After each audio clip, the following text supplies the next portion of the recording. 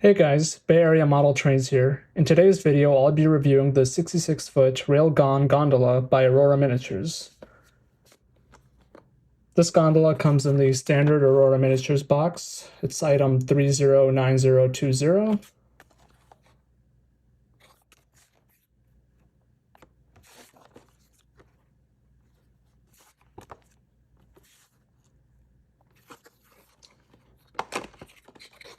Now, when you open the box, it comes in this standard blister packaging. And inside, the car itself is wrapped in plastic. Now, I've already opened this just to confirm no details have come off. All right, so before I go over the model, I'd like to go over some prototype information. So this is a Railgon Gondola. Railgon, which is abbreviated GNTX, was formed in 1979 as a subsidiary of Trailer Train, which most people know today as TTX.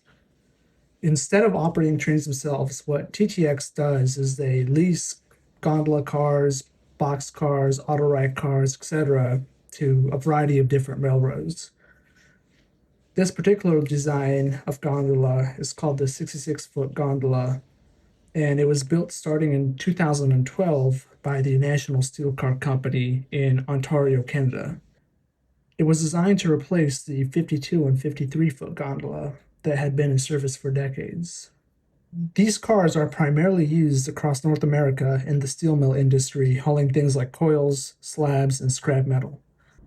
Canadian Pacific and BNSF built a similar gondola, but they're not the same. So before we get into some of the details, let's go over some basic model information. The MSRP on this car is right around $60. The street price typically falls around $30 and $50. I personally picked this one up for $30 in July of 2024, and I think that's a pretty solid deal. The model was originally announced back in September of 2022, and it was released in January of 2024. As far as paint schemes go, there are two options available. There's this TTX Railgun scheme, and then there's a blank data only scheme. All right, so checking for the coupler height, the A end is perfect. And the B end is a little bit low here. Now I'm just going to do a quick wobble test. Yep, pretty steady. All right, so let's go ahead and get a weight reading on this thing. We are getting 126 grams. All right, so let's go ahead and take a look at the A end of the car. You can see a lot of separately applied details.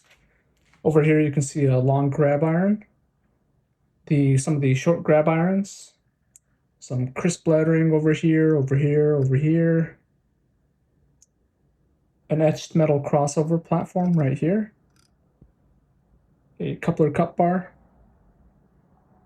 a painted train line air hose,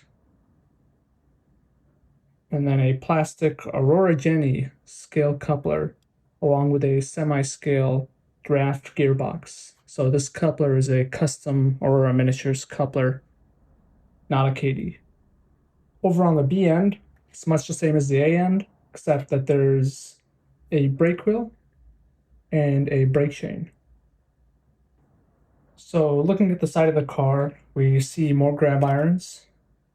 We see some stirrup steps, the side panel holes, and the trucks are 100-ton trucks with blue rotating caps.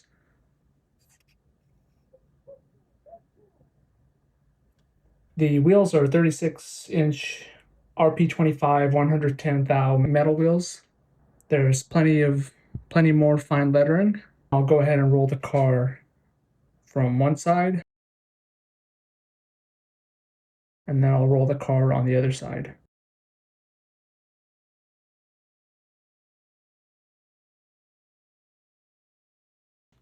All right, lastly, let's go ahead and take a look at the underside.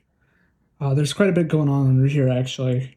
You can see the air reservoir, the brake piston, You can see a lot of the brake linkage and plumbing. You can also see the control valve. Now, moving on to some downsides, here are some things that I thought were worth pointing out. Firstly, there are no spare rotating end caps. This would have been nice for long-term maintenance as they tend to fall off. Another thing is that there was no parts diagram in the box. This will make ordering parts a little bit difficult. Out of the box, the car was underweight, so you might want to add some weight, although there aren't that many spots to put weights in this car. Finally, one of the couplers was sitting low, and this might become an issue if you're pulling long consists. Overall, though, I think the car is a pretty good deal for the price.